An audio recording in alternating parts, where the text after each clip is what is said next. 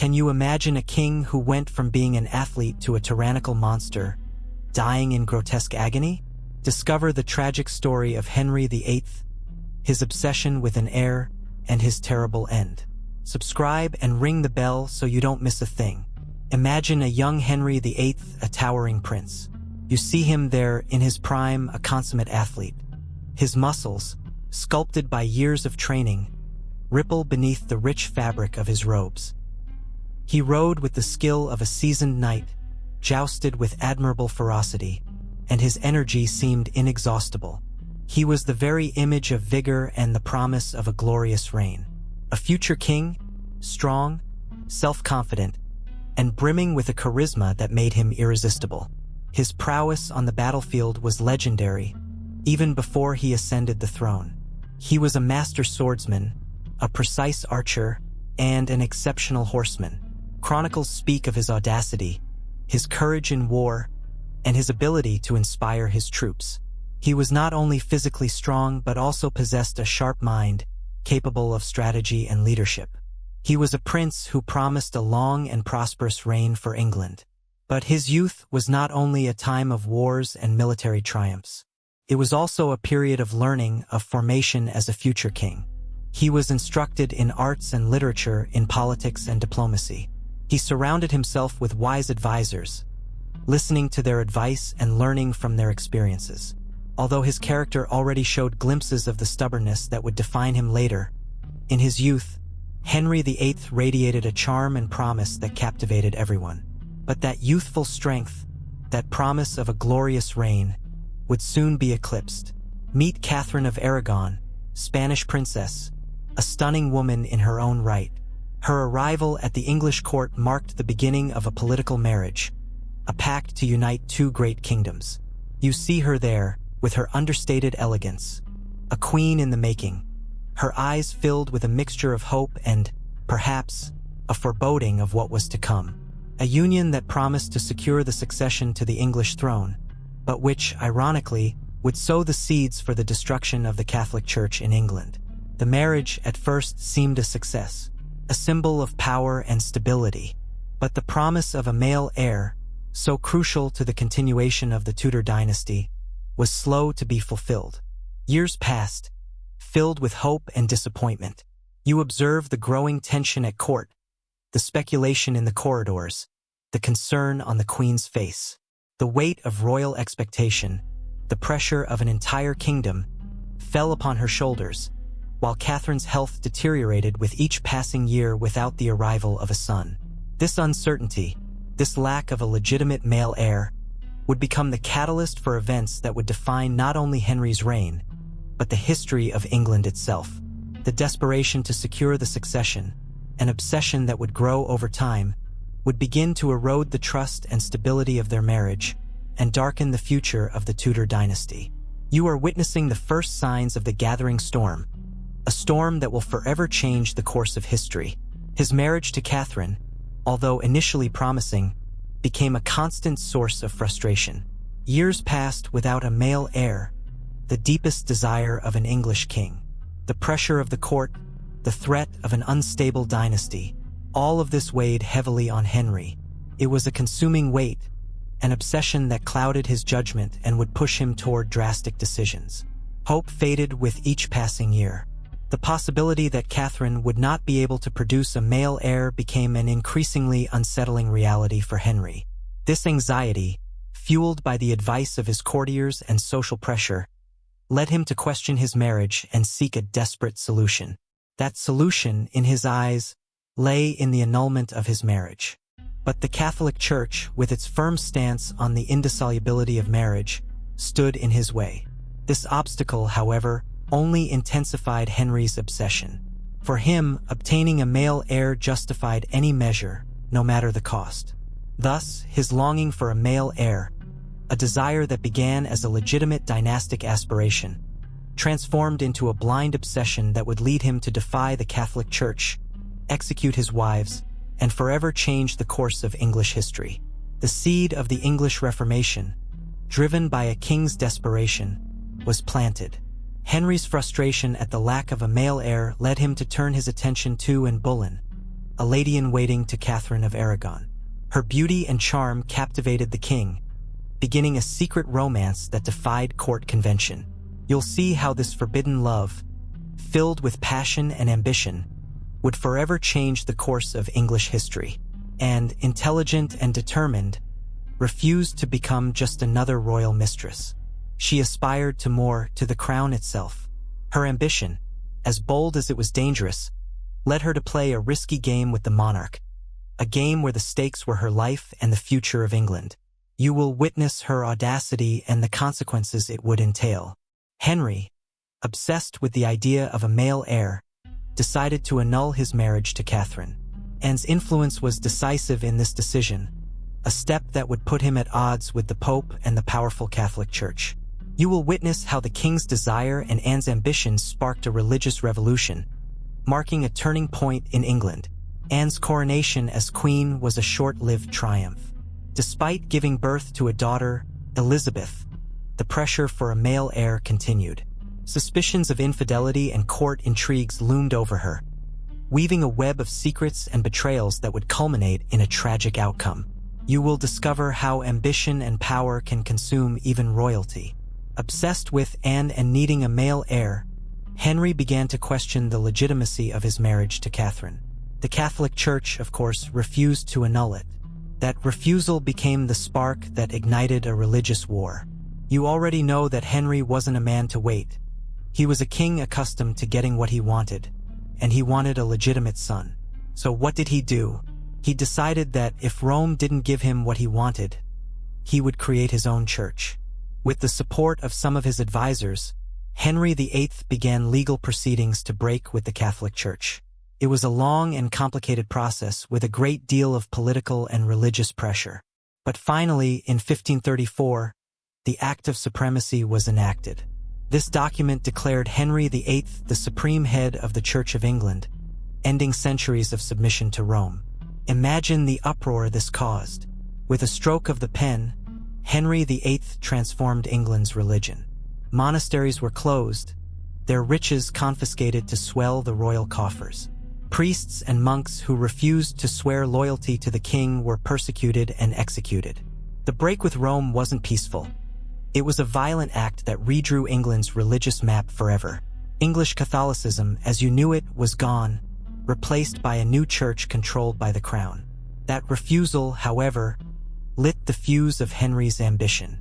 He needed a male heir, and in Boleyn, with her beauty and cunning, became his new hope. But Anne's fortunes were as volatile as the king's own. Her meteoric rise was followed by an equally precipitous fall, a fall that will leave you cold. After years of marriage without the desired heir, Henry's suspicions turned into accusations.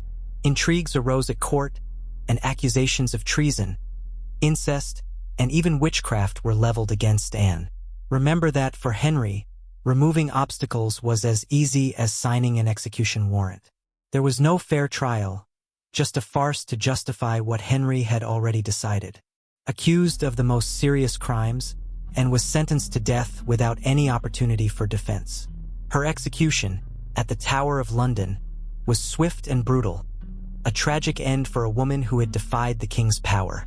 And Boleyn, after several years of marriage without the long-awaited heir, fell into disgrace. Her execution was swift and ruthless, leaving a void in Henry's life. But the need for a successor remained pressing.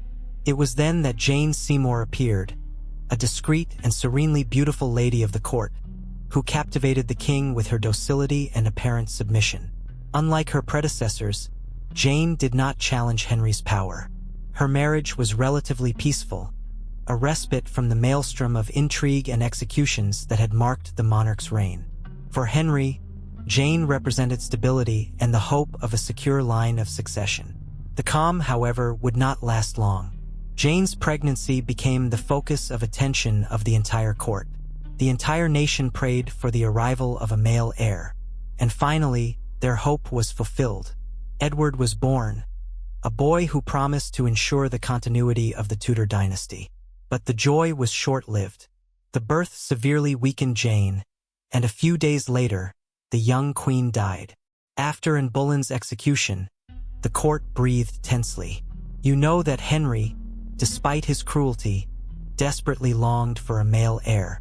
Jane Seymour, his new wife, offered new hope, a chance to consolidate his dynasty and secure his legacy. The months passed with a mixture of anxiety and anticipation. Finally, the day arrived. On October 12, 1537, Jane gave birth to a son, the long-awaited Prince Edward. The joy at court was overwhelming. Bells rang out across England, celebrating the birth of the heir who promised stability for the monarchy. For a moment, the shadow of tyranny seemed to fade. But the happiness was short-lived. The joy of the birth was marred by Jane's fragile health. Weakened by childbirth, her life ended a few weeks later, leaving Henry plunged into grief once again. Jane's death, so close to the birth of his heir, cast a long shadow over the celebration. Little Edward, her heir, became the center of attention. The need to secure the succession pushed Henry to seek a new wife, and the choice fell on Anne of Cleves, a German princess. It was a political alliance, a marriage of convenience rather than love. You, the viewer, may wonder, what did Henry see in her? The answer is simple: a connection with the Holy Roman Empire, an important ally in European politics. But the face-to-face encounter was disastrous. Henry, accustomed to the beauty and charm of his previous wives, was deeply disappointed, and was not the graceful woman he had expected. Her physical appearance, he believed, was unattractive. The first impression was fatal, and the Queen's future looked bleak from that moment on. The wedding took place, but the lack of physical attraction between the two was undeniable. Queen Anne, aware of the situation, tried to fulfill her duties, but the king's coldness was evident. Their marriage was a sham, a hollow representation of a royal union, doomed from the start. You know this marriage was destined to be short-lived. Finally, Henry, as easily as he had discarded his previous wives, decided to annul his marriage to Anne of Cleves. There were no trials or public accusations, simply a royal decree stripping her of her title. In return, she received a generous pension and the title of sister to the king. Her brief reign was over. Anne of Cleves proved to be a failure, too simple for the king. Your marriage to her was short-lived, and its annulment was swift. Henry, always in need of a male heir, set his sights on Catherine Howard, an attractive young woman from a noble family. But unlike her predecessors, Catherine was young, ambitious, and indiscreet. Her beauty dazzled Henry, but her heart harbored secrets that would soon come to light. The court was buzzing with rumors. Catherine, despite her position, was maintaining clandestine relationships with several men. Her furtive encounters, her secret lovers. It was all part of a web of intrigue that threatened to destabilize the kingdom. You could imagine the brewing scandal, the palace tension, the furtive glances, and the whispered conversations. Accusing fingers began to point at Catherine. The letters, the evidence, the testimonies, all the pieces of the puzzle came together, revealing a truth no one wanted to accept. Her innocence faded, replaced by a wave of betrayal and disloyalty that reached right up to the royal bed. The king, furious, felt deeply humiliated. The trial was brief, the sentencing inevitable. Catherine Howard, the wayward queen, was accused of adultery and treason. Her fate was sealed. The execution, swift and ruthless, marked the end of her brief reign and a new chapter in Henry VIII's turbulent life. A chapter marked by betrayal, disillusionment, and the monarch's growing paranoia. After the fiasco of Anne of Cleves, Catherine Parr emerged, a widow with an intelligence and ambition far surpassing her predecessors. She was not only attractive but also possessed a sharp mind and great diplomatic skills. Unlike the other queens, Catherine did not limit herself to being a mere ornament at court. She became an influential political figure, advising Henry on matters of state. Her influence extended to areas no other queen had dared to touch. She was actively involved in administration, reading and commenting on official documents, and became a key figure at court. Catherine, a cultured and devout woman, even dared to discuss theology with the king himself, something unthinkable for her predecessors. Beyond her political skills, Catherine demonstrated great emotional intelligence. She understood Henry's volatile nature and navigated the complexities of the court with admirable skill. She managed to gain his trust and, more importantly, maintain his favor for a considerable amount of time, something very few women had achieved. But Catherine Parr was more than just a wife. She was a key player in consolidating Henry's power.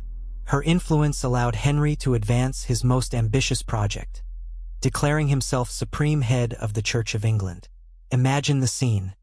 Parliament, a sea of expectant faces as Henry, his body already deteriorating from illness, signed the Act of Supremacy, a masterstroke that broke centuries of tradition and placed him above the Pope, controlling every aspect of the country's religious life. This act was not just a political statement, but a radical transformation of power in England. With a stroke of the pen, Henry appropriated the lands and wealth of the Catholic Church, enriching the crown and consolidating his control over the nation. Monasteries were dissolved, priests replaced by clergy loyal to the crown. Religion became a political instrument, molded to the king's will. Opposition, though present, was brutally suppressed. Anyone who dared to question the king's religious authority faced imprisonment, exile, or, in many cases, execution. Henry's absolute control now extended to every aspect of English life, from politics to spirituality. His will was law, and his word, the final word in all matters, both earthly and divine. With Catherine at his side, Henry embarked on a colossal task: the dissolution of the monasteries. Imagine the scene. Hundreds of years of religious tradition, faith, and ritual, reduced to rubble by the king's order. You, watching from afar, could see how the church's rich treasures, accumulated over centuries, began to flow into the royal coffers. Gold, silver, jewels, unimaginable wealth. It wasn't just about gold and precious stones. Fertile lands, urban properties, works of art. Everything passed into the king's hands. Think of the power this gave him: absolute control over the kingdom's economy. The end of an institution that, for centuries, had challenged his authority. Control of the church, its wealth, consolidated his reign in ways he had never imagined. For you, a witness of that era, the dissolution of the monasteries would have been an impressive spectacle, but also deeply disturbing. Henry's power, already considerable, multiplied exponentially. The wealth of the church, now in his hands, allowed him to finance his wars and his extravaganzas, consolidating his position as the most powerful monarch in England. A power gained at the expense of faith and tradition. But the destruction of the monasteries was not a silent process. Thomas More, Chancellor of the Kingdom and a man of deep faith, refused to accept royal supremacy over the church. Imagine the magnitude of his defiance. A man of his position, opposing the whim of the king, a king as powerful as Henry VIII. More, with his brilliant intellect and unwavering conviction, became a symbol of resistance against absolute power. More's refusal to swear allegiance to the Act of Supremacy, which declared Henry the supreme head of the Church of England, landed him directly in the Tower of London. Think of the oppressive atmosphere of those medieval dungeons, the weight of history on their walls, the uncertainty of the future. There, More remained steadfast in his beliefs, despite pressure and threats. His trial was a farce. Accused of treason, More faced a biased court, where his moral integrity shone through even in the face of the threat of death. His defense, a lesson in courage and scholarship, went down in history. But fate was sealed. Execution was inevitable. The executioner's sword, cold and merciless, awaited. On July 6, 1535, Thomas More was beheaded on Tower Hill. His death, far from being a final act, became a symbol of resistance to tyranny. His legacy, that of a man who prioritized his conscience over his life, transcended his time. What does his story tell you about the power of conviction? The execution of Thomas More marked a turning point. You already know that Henry VIII, driven by his need for a male heir and his growing ambition for power, would stop at nothing. His next target was the Catholic Church, an obstacle to his absolute rule. The dissolution of the monasteries was only the first step in a much bolder plan: the creation of a Church of England completely under his control. Thus, with the Act of Supremacy of 1534, Henry proclaimed himself supreme head of the Church in England. Imagine the shock. The Pope, the Vicar of Christ, displaced by a king. For many, it was heresy. For Henry, it was a political and personal necessity that would allow him to control the Church's resources and ensure his own legitimacy as a ruler. Resistance was fierce, but the king's iron fist crushed any opposition. The new Anglican Church, although initially retaining many Catholic practices, was under the complete control of the king. Clergymen had to swear loyalty to Henry, not the Pope. Monasteries were destroyed, their lands and wealth confiscated. For you, this meant a radical change in England's religious life, imposed by force and sealed with blood. Dissent was punishable by death, which accentuated terror and submission. Following More's execution, terror descended on England. Henry, eager to control the faith and ensure male succession, imposed the 6 Articles, a series of laws that defined Catholic doctrine in England. Imagine the tension. The Latin Mass, transubstantiation, priestly celibacy, everything was mandatory. Any dissent was punishable by imprisonment, confiscation of property, or even death. Remember that the Reformation was in full swing in Europe. Many in England sympathized with Martin Luther's ideas, but now faced the king's wrath. Freedom of thought faded, replaced by fear and oppression. Clergymen who dared to question the 6 Articles were relentlessly persecuted. You can imagine the anguish of those who saw their faith threatened. The implementation of the 6 Articles was brutal. Prisons were filled with men and women who refused to renounce their beliefs. The king, obsessed with control, did not hesitate to use violence to silence any opposition. His power was absolute and his will was law. It must be chilling for you to think about the systematic oppression that existed at that time. After imposing the 6 Articles, Henry VIII didn't stop. His lust for power spread like an ink blot on the parchment of England. It was no longer just about controlling the Church. He wanted to control absolutely everything. The dissolution of the monasteries began, not only for religious reasons, but also to enrich his already bulging treasury. Imagine the opulence this brought him, and the fear it sowed in those who opposed him. Henry's control extended to every corner of the kingdom. He appointed his loyalists to key positions, from judges to tax collectors, thus ensuring their unconditional obedience. Any dissent, no matter how small, was crushed with the brute force of the crown. The law became just another tool to silence those who dared to question him. Think of the terror they must have felt. Parliament, once a body with a degree of autonomy, became a mere puppet in his hands. Laws were passed without discussion, always reflecting the king's wishes. Henry VIII had built a power machine so efficient that few dared to challenge it. His word was law, and his will was the only one that mattered. He was the absolute master of England, unrivaled. He was no longer the athletic young king who had conquered France in his youth. Obesity, a consequence of his excesses and lack of exercise, was beginning to eat away at his body. His impressive figure was deformed, his mobility diminished, and his youthful splendor faded, giving way to an increasingly grotesque image. His legs, once agile on the battlefield, could now barely support his body weight. Old wounds, the result of tournaments and battles, were once again bothering him more intensely. The pain became a constant companion, a silent reminder of his physical decline. Gout, a common disease among royalty at the time, was beginning to attack his joints. The pain was unbearable, hampering even the simplest movements. His fingers swelled, and the mobility of his limbs was severely compromised. It was a silent agony that contrasted with the power he still wielded. That impressive figure that had once dominated the battlefields was now hunched under the weight of obesity. The agility that characterized him had vanished, replaced by increasing difficulty in moving. His legs, once strong and agile, now barely supported his enormous frame. Gout, the disease that would so afflict the kings of his time, was beginning to manifest itself, causing inflammation and unbearable pain in his joints. Food, once a pleasure, became a torture. Every bite was an effort, every feast a torment. His voracious appetite, which had once been a symbol of his vitality, now consumed him from within. His illness forced him to resort to a special diet, but his whims remained, even though his body could no longer tolerate them. The ulcers on his legs became infected easily, causing unremitting pain. His mobility became increasingly limited, confining him to his bed for long periods.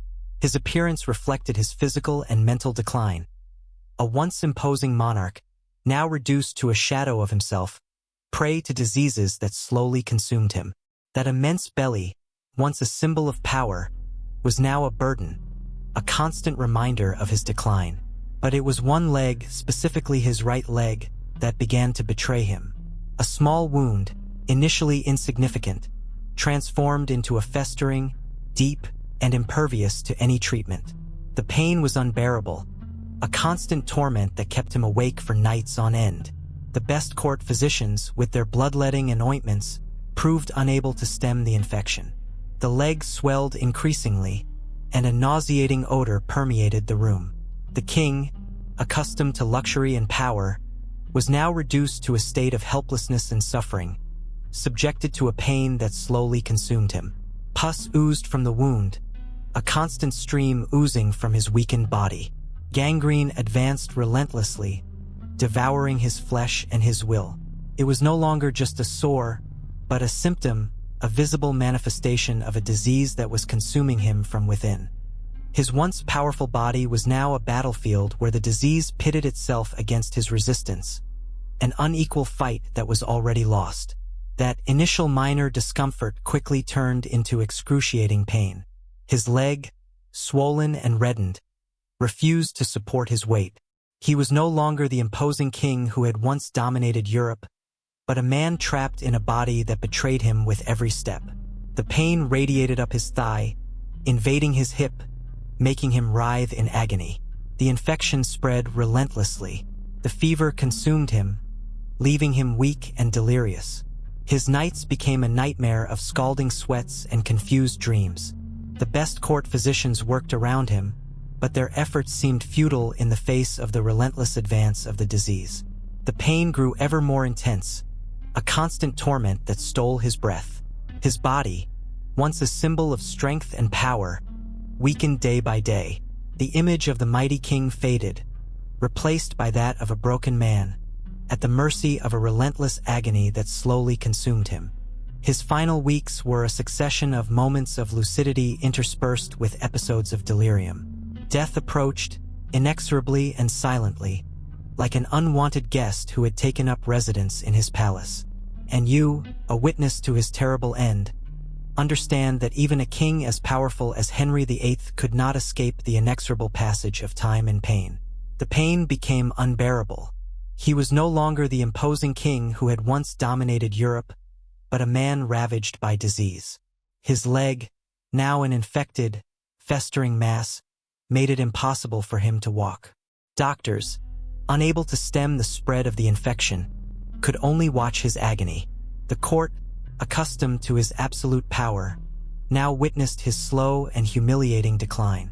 The image of the king, once a symbol of strength and authority, faded with each sigh. His ability to govern was deteriorating as rapidly as his body. Council meetings became increasingly sporadic, his decisions increasingly erratic. The weight of the crown, which he once wore with pride, now oppressed him, a constant reminder of his weakness. The royal power, once unshakable, was beginning to crack under the weight of his illness. Rumors of his incapacity spread like wildfire. The nobles, always eager for power, began to plot in the shadows, waiting for the opportune moment to take advantage of his weakness. The stability of the kingdom, so long assured by his iron grip, was dangerously shaken. His illness was not just a physical issue, but a deep wound in the very fabric of royal power. Pain was now a constant companion. I imagine agony consumed you, Enrique, while the doctors, with their bloodletting and useless remedies, surrounded you. Your once robust body had become a battlefield. The infection in your leg was spreading, a silent monster gnawing at you from within. Death was approaching, an inevitable visitor already felt in the heavy air of the palace. They prepared you for the inevitable. The sacraments, the prayers, the last rites. Did you feel any remorse? Did you regret the decisions that had marked your reign with blood and fire? Or perhaps only the physical pain, the relentless advance of the disease, occupied every corner of your mind? As life slipped away, did you cling to the hope of a male heir? Or did the obsession that had consumed you for so many years finally fade, leaving room for existential emptiness?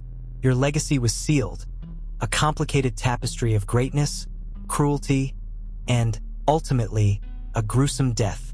The preparation was not for life, but for the end. January 28, 1547, arrived. Your breathing, Henry, became increasingly labored, a painful gasp that echoed throughout the palace chambers. Your obesity had imprisoned you, every movement a torture. I imagine you, motionless, surrounded by the court that once trembled before your power, now only silent witnesses to your agony. Your final hours were a macabre spectacle. Illness had disfigured you. Your body, once a symbol of strength, was now a monstrous caricature of its glorious past. Death awaited you, a cruel end for such a cruel king. It is said that the decay began even before your soul left your body. A gruesome sight, an end as grotesque as your reign. History remembers your cruelty, your 6 wives, your whims, and the destruction of a country that owed you its loyalty. But even in that decadence, in that degrading end, the irony of history is present. Your daughter, Elizabeth, the queen who succeeded you, became one of England's greatest monarchs, far eclipsing your legacy of tyranny and violence. Your body, Henry, was no longer that of that athletic young prince. Inflammation, disease, had transformed you into a grotesque caricature of your former self. Death came as a relief, perhaps, but the sight that followed was disturbing. Obesity had left you unrecognizable, bloated and deformed, a monstrous image of decay. After your death, the task of embalming your body was daunting. The embalmers battled putrefaction accelerated by obesity and disease. Vast quantities of spices and salts were needed to try to stem the decomposition process, but it was a losing battle from the start. But the most chilling thing happened weeks later. Despite their efforts, your body, already in its coffin, began to decompose so violently that the coffin split open. A fetid, unbearable odor filled the funeral chapel. Your body, no longer a king's, but a putrid mass, became a gruesome spectacle. The image of such a powerful king reduced to a mass of rotting flesh, a grotesque reminder of his mortality and the fragility of power, was forever etched in the memories of those who witnessed the scene. An end as horrendous as his reign had been merciless. But death was not a quiet end. Your body, already fertile ground for decomposition, began its gruesome transformation. The inflammation, once a sign of your illness, now became a monstrous deformation. Your flesh, swollen and festering, opened into deep fissures, exuding a nauseating stench that permeated the palace atmosphere. It was a terrifying image, the antithesis of the royal majesty you once represented. The process of putrefaction advanced relentlessly. Your skin, once smooth and pink, was now a mask of greenish and yellowish hues, dotted with dark, oozing stains. Your once powerful limbs swelled disproportionately, deforming until they lost their human form. The smell, increasingly intense, became unbearable, a silent testimony to the horror of your physical decomposition. The image was so shocking that even those accustomed to violent death and illness were forced to avert their gaze.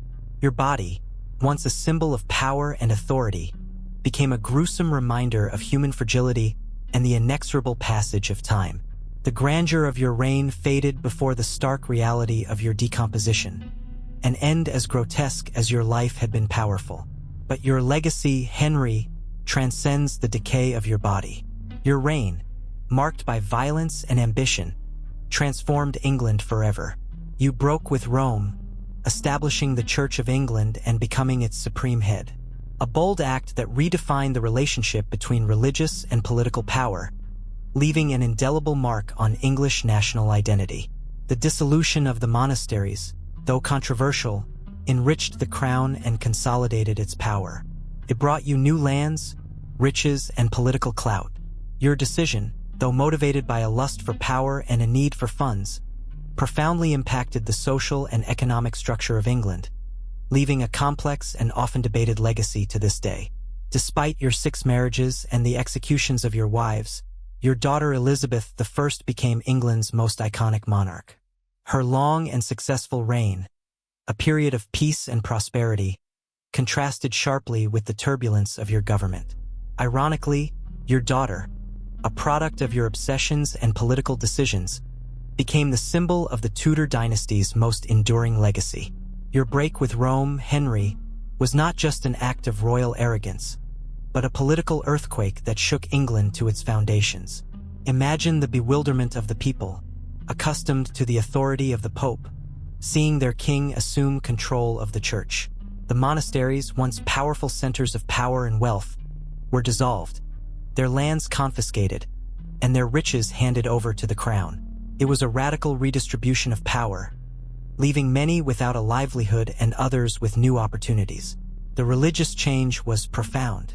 The Bible, previously only in Latin, was now translated into English, allowing you and me to read the Word of God in our own language. New doctrines emerged, and old religious practices, so deeply rooted in everyday life, were abandoned or modified. It was a complex process, with resistance and conflict, but one that transformed England's religious identity forever. Socially, England also changed. The dissolution of the monasteries, in addition to its religious and political consequences, had a significant social impact. Thousands of people lost their jobs and homes, generating a significant demographic shift. The wealth that had previously belonged to the church passed into the hands of the crown and the nobility, increasing social inequality. But it also opened up new opportunities for those who knew how to take advantage of them, although for many, the change meant poverty and disorder. But what did all this mean for ordinary people? The break with Rome wasn't just a matter of kings and popes. Imagine the confusion in the villages, the uncertainty about the faith, the fear of instability. Suddenly, your church, your sacraments, everything was in question. The religious reform, driven by royal whim, brought with it a new religion, but also a profound change in everyday life. Henry VIII, with his absolute power, restructured the Church of England to his liking, confiscating monastic lands and wealth. Consider the impact. Monasteries and nunneries, centers of community life and learning, were dissolved, leaving thousands homeless and without a livelihood. His ambition, your king, became a devastating force that altered the social and economic landscape of England forever. Henry VIII's legacy is complex. While his reign brought about radical political and religious changes, it also sowed the seeds of instability that would plague England for decades. His obsession with a male heir, his ruthless cruelty, his unprecedented accumulation of power, all of this left an indelible mark on English society, a mark that resonates even today. But the break with Rome had a face, many faces actually. Think of Anne Boleyn, the woman who defied the church for Henry's love. Her beauty, her intelligence, her ambition, all were eclipsed by the king's veracity. What became of her charm, of her pride, when she fell from grace? Her execution, a macabre spectacle for a woman who longed only for a son and a secure place in history. Jane Seymour, the third wife, achieved what others could not. An heir, Edward. But her triumph was short-lived. Death found her after childbirth, turning her into a figure of sacrifice, a martyr saint in the official narrative. Her image, that of a sweet and submissive queen, contrasts sharply with the cruelty that surrounded her. And of Cleveson, a queen who lasted barely 6 months. Her portrait, an image of cold and impassive beauty, reflects the coldness of the marriage. Henry, disenchanted by her appearance, repudiated her without hesitation, leaving her in the limbo of history, an example of royal arbitrariness. Catherine Howard and Catherine Parr, the last 2 wives, suffered similar fates. Accusations of adultery and execution or widowhood after the king's death. Their stories, silenced for centuries, are a testament to feminine fragility in a world dominated by the whims of a power-obsessed monarch. Henry's break with Rome was not just an English affair. Imagine the uproar in Europe. Kings and popes, accustomed to a millennia-old order, found themselves challenged. France, Scotland's ally and England's enemy, viewed the new English church with suspicion, a threat to its own Catholic influence. Emperor Charles V, the most powerful man in Europe and grandson of the Catholic monarchs, was personally offended. For him, the English heresy was a direct blow to the heart of Catholicism. Consider the impact on international politics. Henry, now free from papal authority, was able to consolidate his power in an unprecedented way.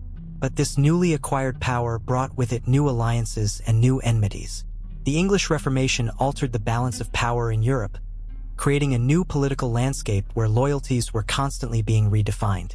The old order based on religion was crumbling.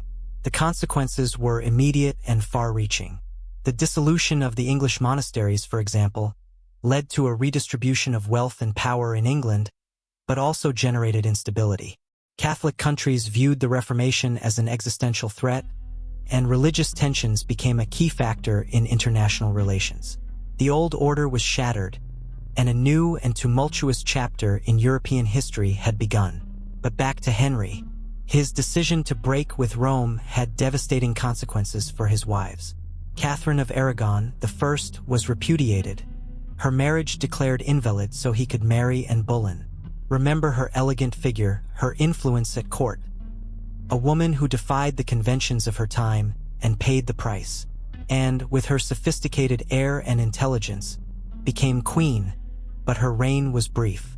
Accused of adultery and incest, she was executed. Consider her fate, the cruel irony of her rise and fall. An example of Henry's absolute power and his relentless pursuit of a male heir.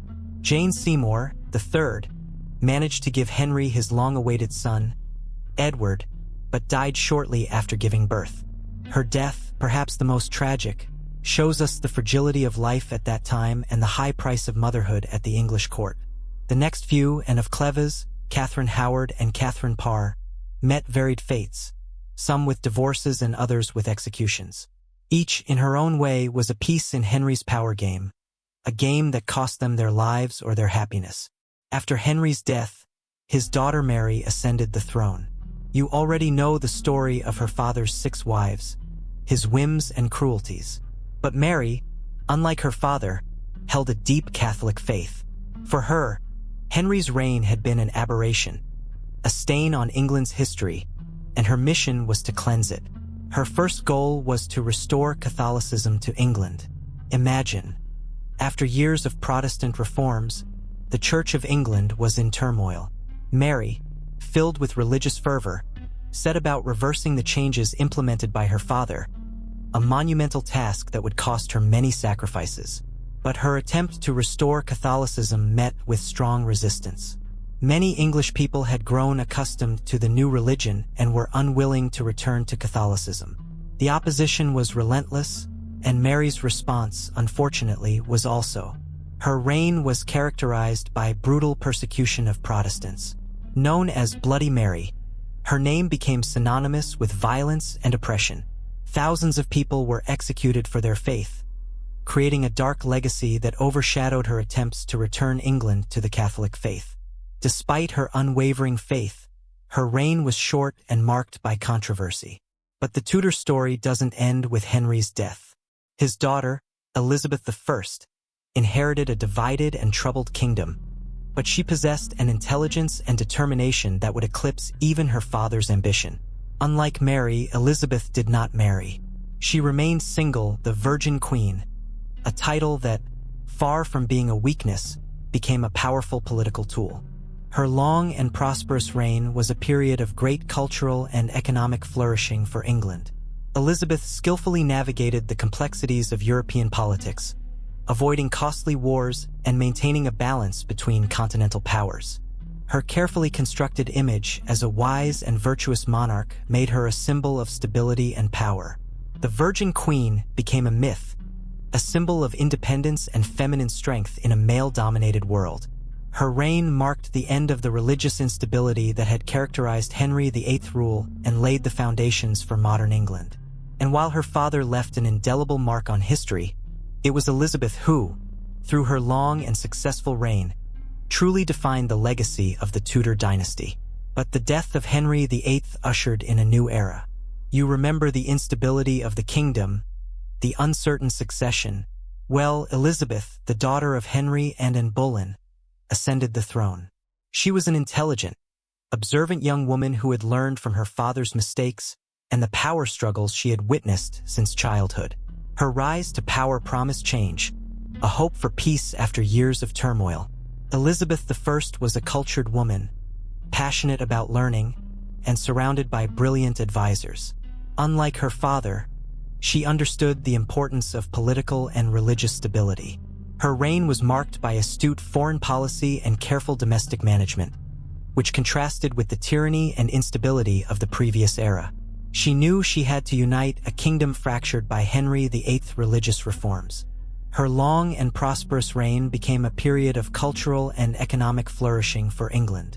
Elizabeth I knew how to balance power, promoting the development of trade and the arts, while maintaining order and security in the kingdom.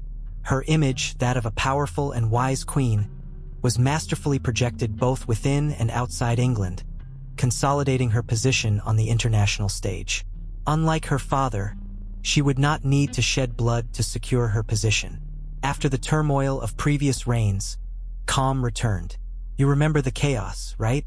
Well, with Elizabeth on the throne, England breathed a sigh of relief. A long period of peace swept across the kingdom, something unthinkable after the beheadings and religious wars of her father. The country, tired of instability, embraced the stability the young queen offered. His reign was characterized by great prosperity.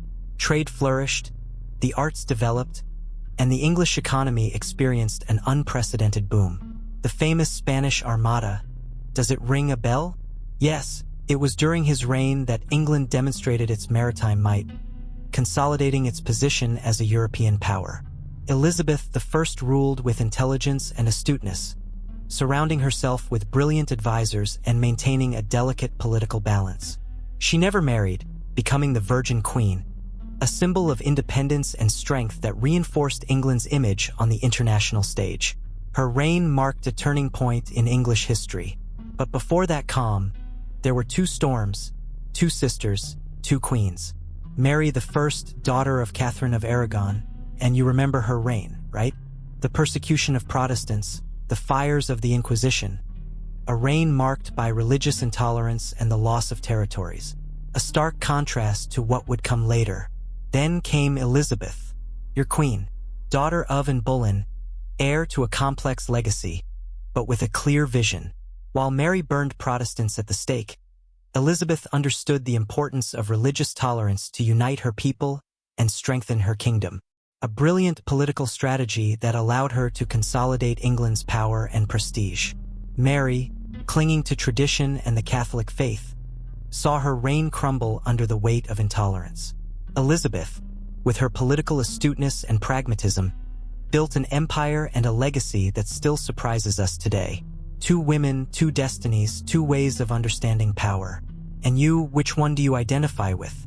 But after the flames of Mary's religious persecution, calm came, a calm that ushered in a new era.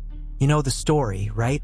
Elizabeth I, daughter of Anne Boleyn, inherited a kingdom divided and at war with itself. A kingdom that she, with her cunning and determination, managed to unite. Her reign was long and prosperous, a period of peace and prosperity known as England's Golden Age. She navigated the complexities of European politics, keeping England out of costly wars while fostering trade and the arts. Her image, with her elaborate dresses and imposing presence, became a symbol of a strong and unified nation. Elizabeth I never married, becoming the Virgin Queen, a title that reinforced her image of strength and independence. This decision, although controversial at the time, allowed her to maintain absolute control of the country and avoid the dynastic conflicts that had plagued her parents' reign. Her legacy transcended her own lifetime, becoming a symbol of the modern, powerful England that would succeed her.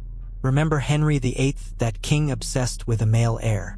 His reign, marked by violence and instability, seemed destined to descend into chaos. But history, as always, is capricious.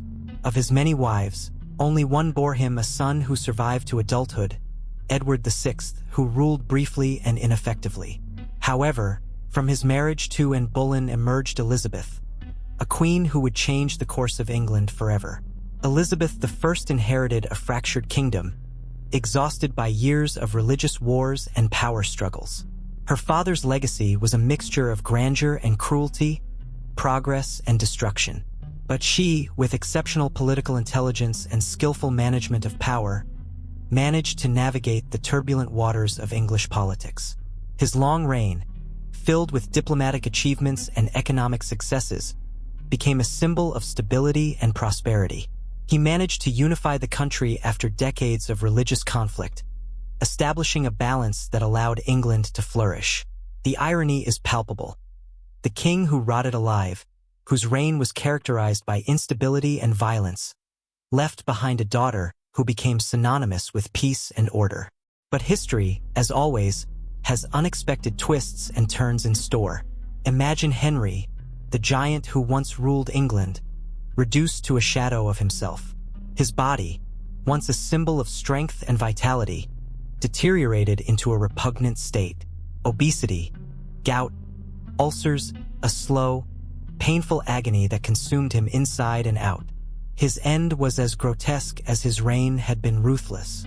It is said that his body rotted even before he died, a slow and horrifying process that reflected the moral decay of his reign. That image, that of the king who rotted alive, best captures the essence of his final years.